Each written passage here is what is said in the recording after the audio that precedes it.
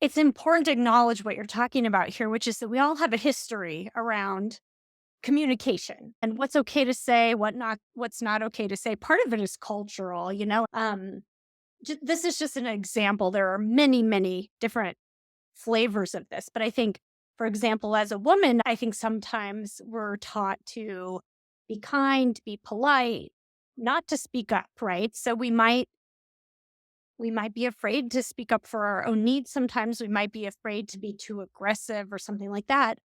I think that often too, something I've seen in my own life and in my clients' lives is that they might come from a family that has a particular communication style. So some Mhm. families might be very loud and talkative and even argumentative or um, sort of aggressive in their communication style. Other families might be very passive where there's a lot of hard things that they feel like they can't talk about. It's too uncomfortable. They might avoid conflict. People might just learn that pattern over time. And so I think sometimes it's very difficult to speak up for their own needs or to talk about a problem with someone because we don't know how to, but it's scary.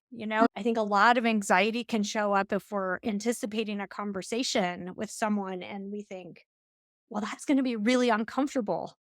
I might have to speak up for myself. I might have to say something. There might be a conflict.